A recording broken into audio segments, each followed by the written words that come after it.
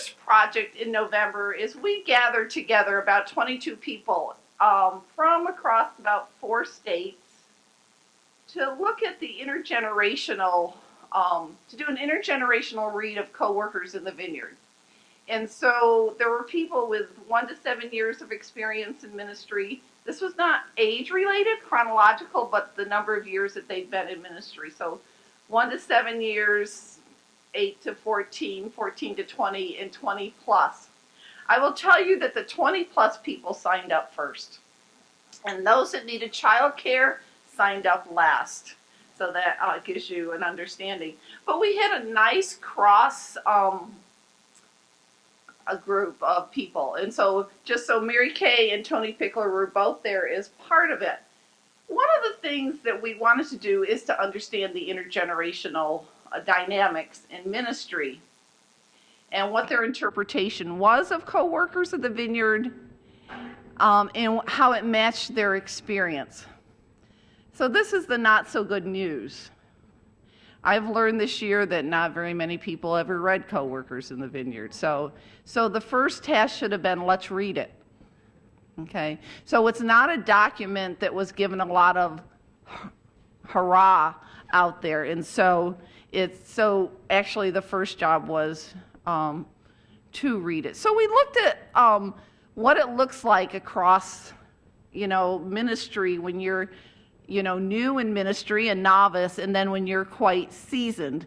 We reviewed the call of ministry. One of the things that we did, Tony hasn't come back, so Tony would have an editorial on this, but maybe that's why he stayed away. But one of the things that we did for this retreat was to give people an opportunity to use art to express their experience, instead of using words after words after words, which here at St. John's, words have power. But we thought we would use art. And so I put up there 3 collages that were made. So we had people, we asked questions and they collaged their responses with that. And they used the Co-Workers in the Vineyard and their experience to interpret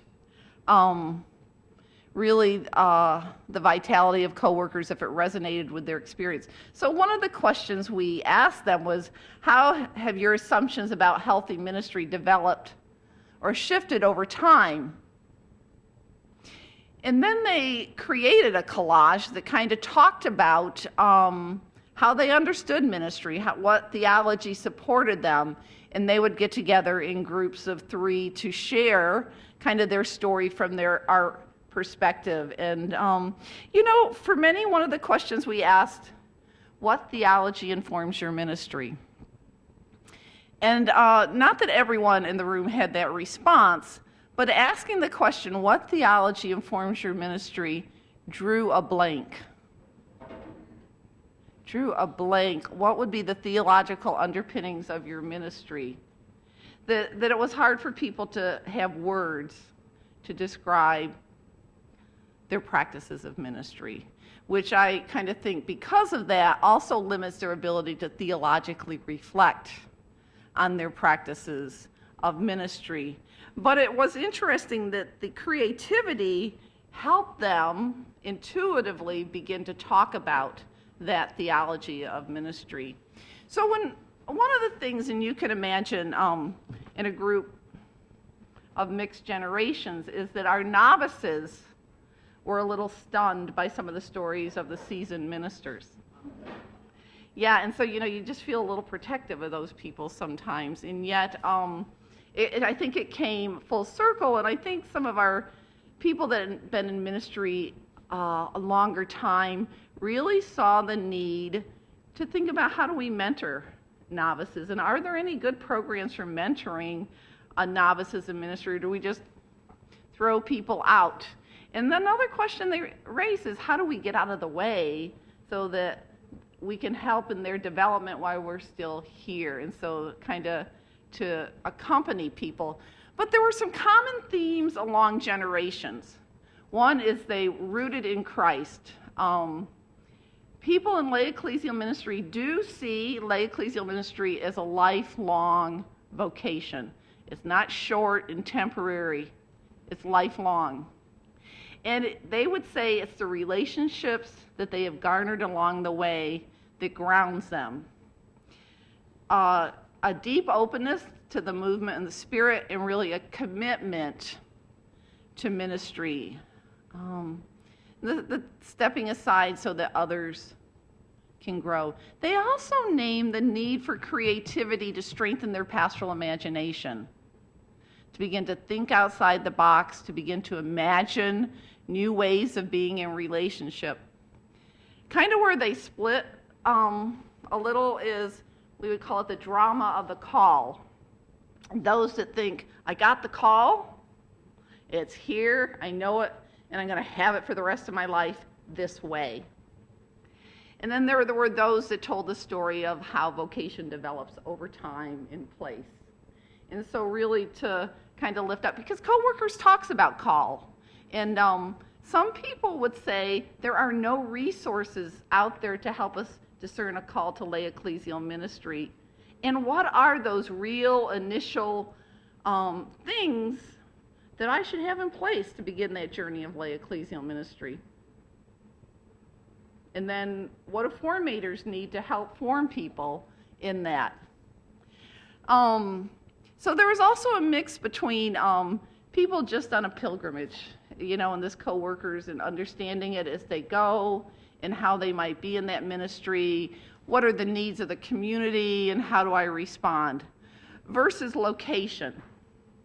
I'm called to this place and I'm going to be here, And some of those are people that were directly called by the pastor because pastor needed someone for something, and so they'll be there for the long haul for that. And then there are those who want to be energized by their ministry and will continue to seek ministry through that lens.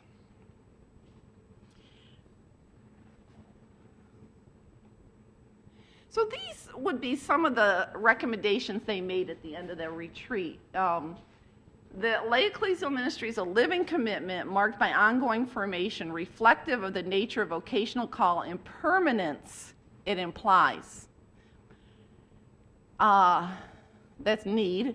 Need to acknowledge the diversity of pastoral needs, experience, and resources that are more apparent than ever given the contextual shifts and changes of the past 10 years, is that our context continues to shift, and are we preparing people for the shift in context?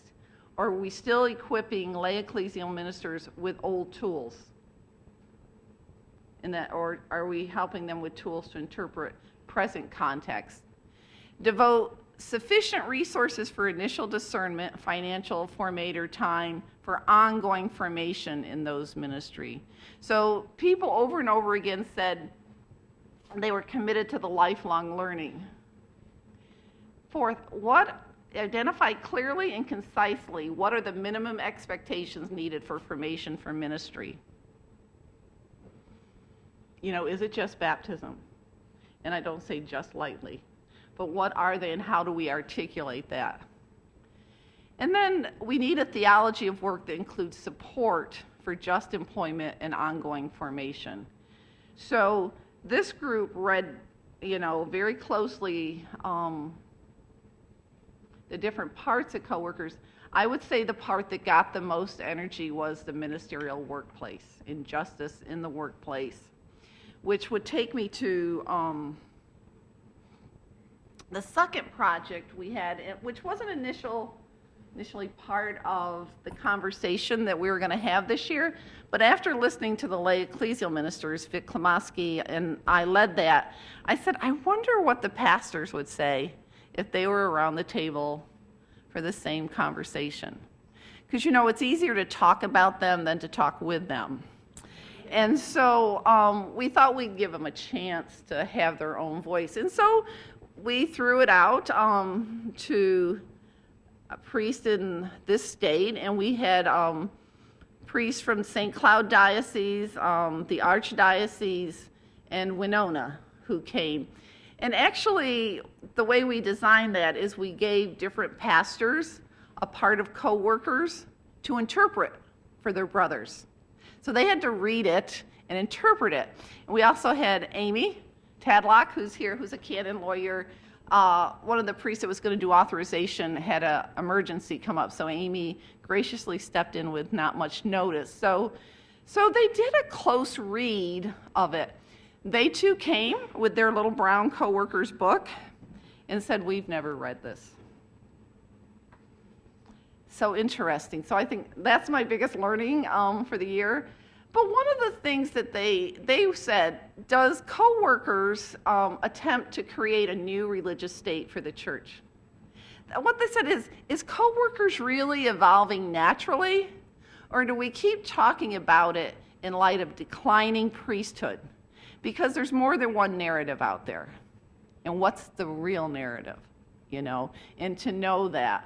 They went away going, they were just so refreshed by the sharing and learning from each other how ministry happens, and that they had a deeper, profound appreciation for those lay ecclesial ministers in their circle.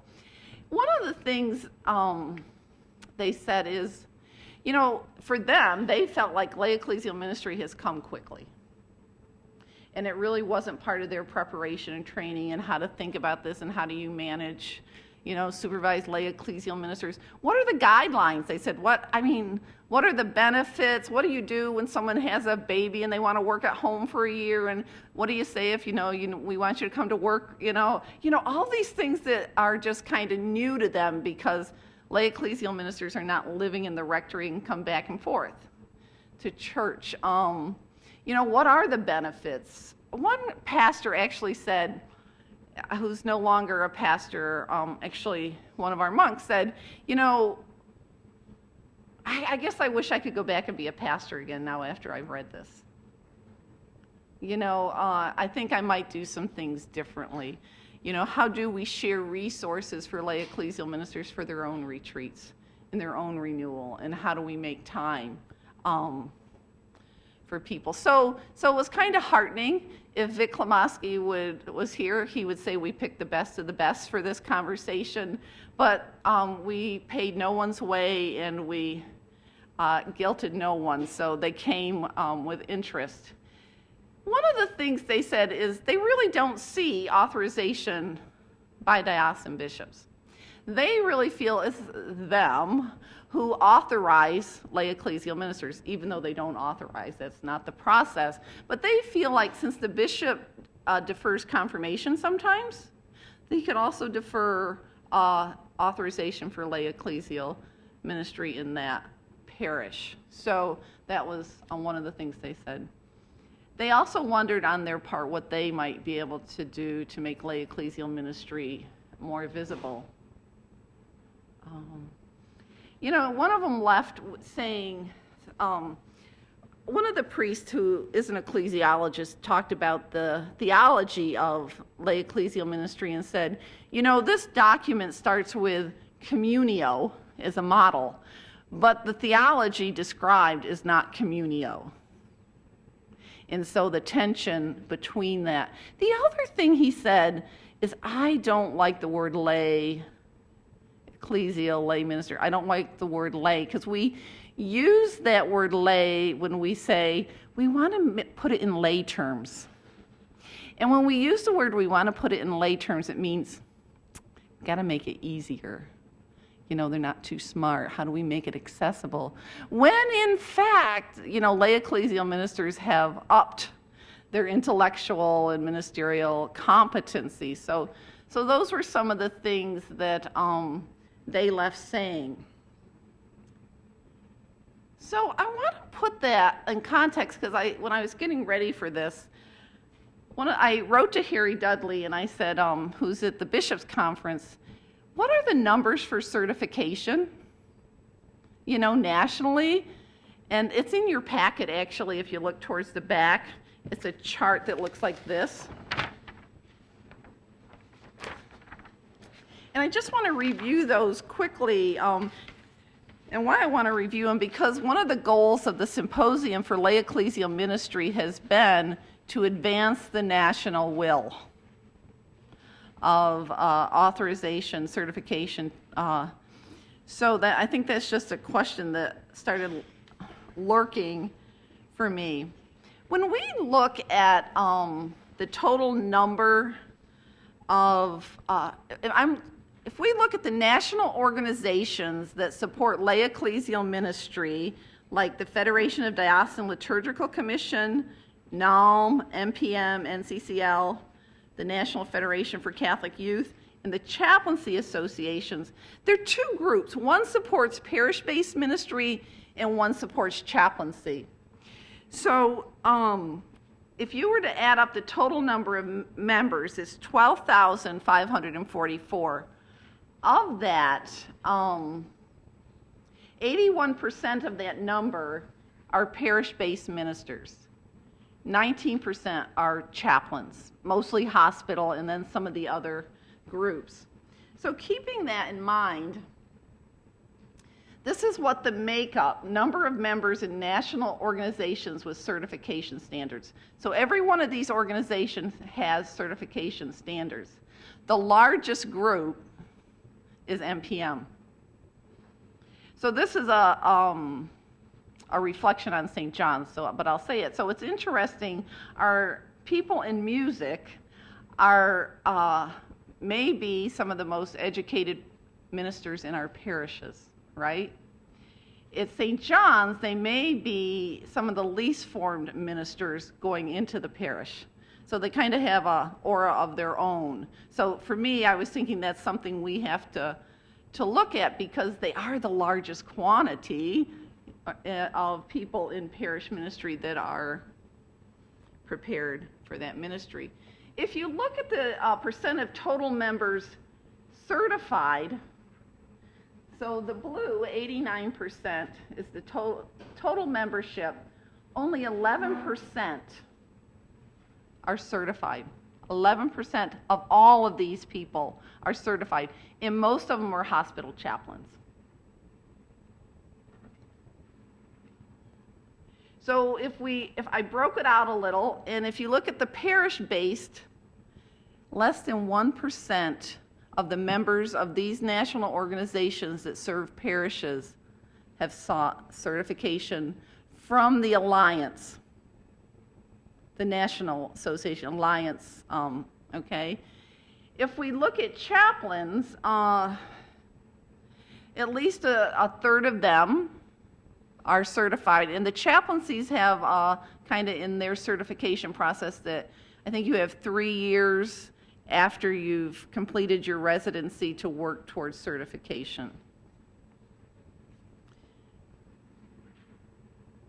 So I just have to tell you, I was shocked that it was such a small number. Actually, to date, in the last 4 years, 15 people in parish-based ministry have sought certification. Now, on the back side of this, you'll notice the diocesan certification programs. And these are people that would have their program approved by the USCCB subcommittee. So I believe there's 195 dioceses in the state, in the country, and there's 4 here, 5. 5 of them have sought approval. So I think that helps us shed some light even on what Mary talked about. So with that, these are some questions or things that I kind of garnered from our experience at St. John's, from our symposiums, from what we've done this year. And they're just questions that I'm raising, and with a little help from Jeff Castor and Vic Klomoski. But when we thought about it, so I'm just going to read them to you and to think about, and then I'm going to form you into groups to think about your own recommendations. But the first is, what is there to learn from the early development of chaplaincy certification that would advance certification of parish-based ministers? What is there to learn? Is it that healthcare won't hire chaplains unless they're certified? Does that add to the conversation? What influences are impacting the national will for advancing lay ecclesial ministry and what restrains it? How can we interpret the disparity of practices for the development and formation of lay ecclesial ministers in this country? So the wide variety of ways, how do we interpret that? In what ways has the document Co-Workers in the Vineyard influenced the curriculum development for graduate theological education in diocesan lay formation programs? The reason I asked that question is because it doesn't seem that it has advanced certification. Co-Workers does not seem that it has advanced it at any higher level, in my eyes. But has it, and I don't know if we have that answer, has it influenced our curriculum? Have diocesan programs in graduate theological education, have they changed their curriculum because of Co-Workers? I think that would be interesting to know, and if so, what are the benefits of that? Another question, how does a lay ecclesial minister gain ministerial authority? You know, people will say, I don't have any authority. I mean, they say it. Here, you know, well, where do you get your ministerial authority? Is it only from a bishop? How do we help people garner their own interior authority to even be ministered and to be called lay ecclesial minister? Because part of that is the human work that we do with our students. So what does that look like, the process as a student or as a novice gains their ministerial identity and authority? What competencies, now this came from the pastors group, what competencies does a pastor need to serve as a formator for the development of a lay ecclesial minister? One of them said, what does my toolbox need to look like? Now, if I'm considered to be one of the formators, that's what Co-Worker says, you know, they hadn't imagined themselves in that role. So what does that look like? And then what stories do our budget narratives tell us about the development of lay ecclesial ministers? What are those? Because that's a theological story also for us. And what concrete specific actions can we take so that our vision does not narrow and our capacity to find our voice expand? So how do we not be limited by our aches and pains and really still continue that journey so that our voice expands? So those are the questions I'm leaving you with. Any thoughts or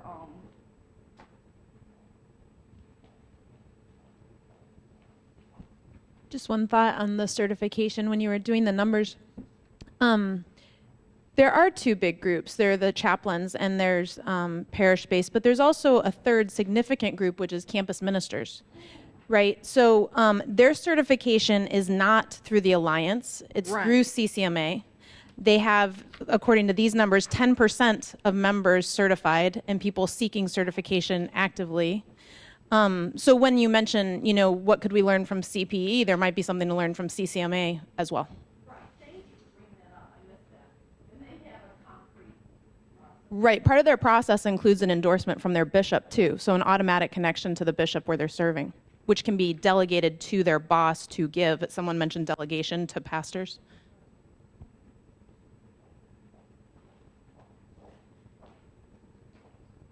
But I think in line with that, we have to keep in mind that many campus ministers do not belong to CCMA. So just to keep. Well, that's the same with any national organization. They don't, like, NALM does not include every lay ecclesial minister. Just a comment on the chaplains. Having worked in this office for 5 years, the three groups listed here, the American Catholic Correctional Chaplains, the National Association of Catholic Chaplains, the National Conference of Veterans Affairs, all of whom have systems in place by virtue of the nature of the work. So prisons, for example, part of the reason that the correctional chaplains are, I don't want to say motivated, but are held accountable is because of the the prison system. Not that it's what I would advocate, but it's there. Also, the Veterans Affairs Catholic chaplains are associated with the military ordinariate, and again, it's government related. Therefore, there's standards that these gentlemen have to meet, and it's a huge discussion about the lay ministry. And the third group that's not listed, and I'm not sure why, is the Apostleship of the CUSA, which is chaplains on ships that are in both local as well as international waters and all the different seaports and the like. That group was very rigid about certification. Most of them themselves were captains, and really were held highly accountable for certification because of it. This was an easy place for abuse to creep in, where someone could pretend to be a chaplain and they didn't have the certification credentials behind them. So those I don't want to call them external systems, but in a certain sense, they're systems that really assist these ministers to be held accountable for equivalent credentials and certification in their particular role. Yeah.